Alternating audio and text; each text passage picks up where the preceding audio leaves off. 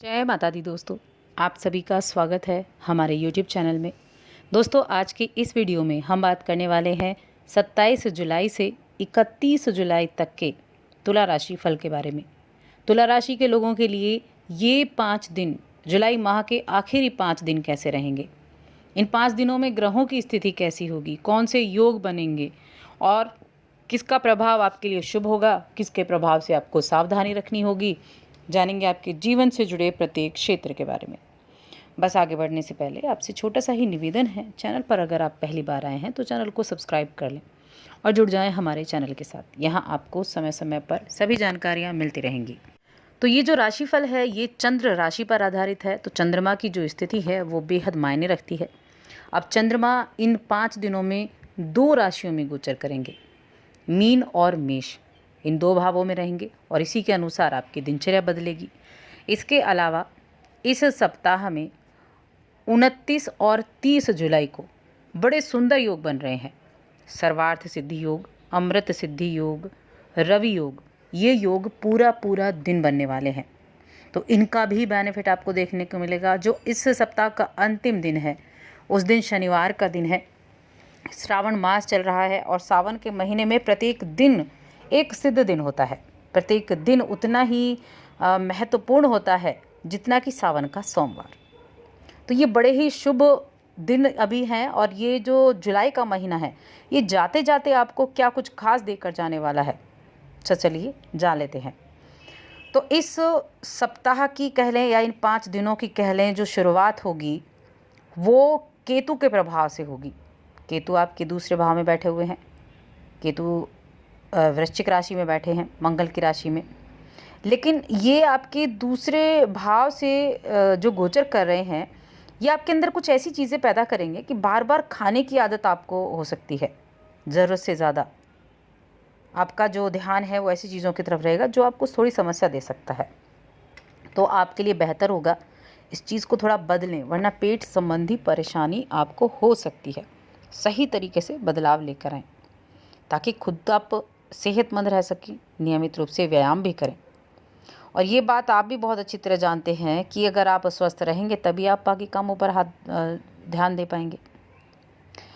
अब इस सप्ताह में जो योग हैं, कर्म के 10वें भाव में सूर्य और बुध की युति है, बुधादित्य योग बन गया है।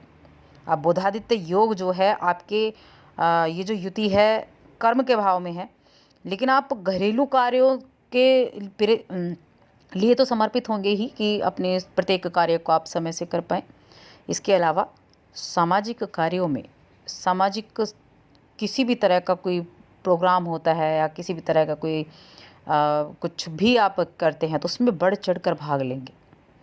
साथ में अपने परिजनों के साथ कोई तीर्थ पर, कहीं धर्म कर्म के कामों में भी आपकी रुचि रहेगी, कहीं आप दर्शन करने भी जा सकते हैं। तो ये जो समय है ये कई तरह से अनुकूल बना हुआ है। आप इस दौरान अपना खुद आत्मविश्लेषण भी करेंगे। जब आप अपना आत्मविश्लेषण करते हैं तो आपको बहुत सी चीज़ें पता चलती है। आपने क्या किया, क्या नहीं किया, क्या अच्छा हुआ, क्या बुरा हुआ, कहाँ हानि हुई, कहाँ लाभ हुआ, क्या आपके लिए अच्छा है। इसीलिए कहते हैं आत्मविश्लेषण बहुत ज़रूरी होता है। अब इस दौरान देखिए, आप देखेंगे कि पिछले दिनों की तुलना में इस दौरान आपका जो स्तर होगा वो कुछ ज़्यादा ही ऊंचा होगा और उसको ऐसे ही बरकरार रखने के लिए आपको मेहनत भी अच्छी खासी करनी पड़ेगी। अगर ऐसा हो कि आपने कोई काम किया और उसका परिणाम आपकी उम्मीद के मुताबिक ना आया तो बिल्कुल परेशान ना हो, खुद से कभी निराश ना होना। जहाँ निराशा होगी वहाँ कभी आगे बढ़ने की उम्मीद खत्म हो जाती है। निराशा को त्यागें, आगे बढ़ते रहें बस। निश्चित रूप से आपकी विजय होनी तय है। स्टूडेंट्स हैं जो इस राशि के, उनको इस दौरान आवश्यकता से अधिक आत्मविश्वास होगा, साथ में आलस भी होगा, क्योंकि 6ठे भाव का स्वामी शिक्षा के भाव से गोचर कर रहा है। अब ये आपके अंदर आलस भी भरेगा और आत्मविश्वास भी भरेगा। अब आपको ध्यान देना है, आलस को त्यागना है, कॉन्फिडेंट रहें, ध्यान ज़्यादा दें पढ़ाई पर, वरना ये परेशान कर सकता है। और ना चाहते हुए भी आप खुद को लक्ष्य की रेस से बाहर करना चाहेंगे, लेकिन ऐसा नहीं करना है। आपको जिस राह पर आप चल रहे हैं उस पर बरकरार रहना है। इस चीज़ का आपको ध्यान रखना होगा। अब ये जो समय होगा आपके प्रशंसा का भी समय होगा। कुछ लोग आपके कामकाज की प्रशंसा कर सकते हैं। साथ में भावुक रहेंगे आप, अपनी भावनाओं को नियंत्रण में रखें तो फ़ायदा होगा। ऐसे लोगों से दूर रहें जो चालाकी से भरे होते हैं। अगर ऐसे लोगों से दूर रहेंगे तब अच्छा रहेगा। लेकिन कुछ चीज़ें अच्छी होंगी, कड़ी मेहनत का फल भी मिलेगा। ये सभी अच्छी चीज़ें हैं, सिर्फ सावधानी है, छोटी छोटी चीज़ें ध्यान रखेंगे तो स्थितियाँ बहुत बेहतर रहेंगी। आप खुद अपने आप फील करेंगे कि कुछ उन्नति आपको फील होगी, खुशी, अंदरूनी खुशी आपको मिलेगी। स्वास्थ्य ठीक हो जाएगा। शुरू में थोड़ी दिक्कत हो सकती है लेकिन उसके बाद ठीक रहेगा। अब जीवन साथी के साथ जो प्रेम की शिकायतें हो सकती हैं, जीवन साथी के साथ अच्छा समय भी आपका बीतेगा। और इस दौरान जो ये योग बनेंगे, इन योगों का प्रभाव भी आपके लिए बड़ा शुभ रहेगा। सावन का महीना चल रहा है। इस महीने में अगर आपने कुछ नया कार्य किया है, उस कार्य पर पूरा ध्यान दें। ऐसे अवसर मिलेंगे 5 दिनों में कि आपका कार्य तेज़ी से चल सकता है। और ये जो मैंने योग बताए, सर्वार्थ सिद्धि अमृत सिद्धि, ये योग आपके कार्य को सिद्ध करने के लिए होते हैं, आपके कार्य को संपूर्ण कराने के लिए, लाभ दिलाने के लिए ही होते हैं।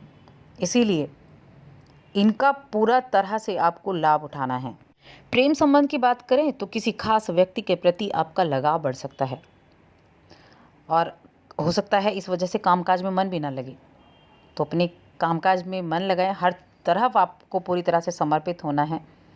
तो आपको ध्यान देना होगा कि आपका जो झुकाव है वो एक ही तरफ ना रहे, हर तरफ आपको ध्यान देना होगा, वरना इससे खुशियाँ भी प्रभावित होती हैं।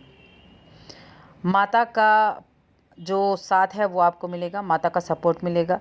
संतान को लेकर कोई चिंता चल रही थी तो वो चिंता खत्म होगी। अगर उनके एडमिशन को लेकर कोई परेशानी थी तो उनका एडमिशन हो जाएगा और संतान प्राप्ति का योग भी बन रहा है। इसके अलावा तुला राशि के कुछ लोगों को कई जगह से आय के स्रोत बन रहे हैं। धन का प्रवाह सुगम होगा, यानी धन आने का जो प्रवाह है वो सुगम रहेगा। बड़ी आसानी से धन की प्राप्ति होगी और सप्ताह के अंत तक तो निश्चित रूप से धन की प्राप्ति होनी ही होनी है। लेकिन यहाँ स्रोत अच्छे बन रहे हैं आय के, साथ में खर्चे के भी स्रोत हैं।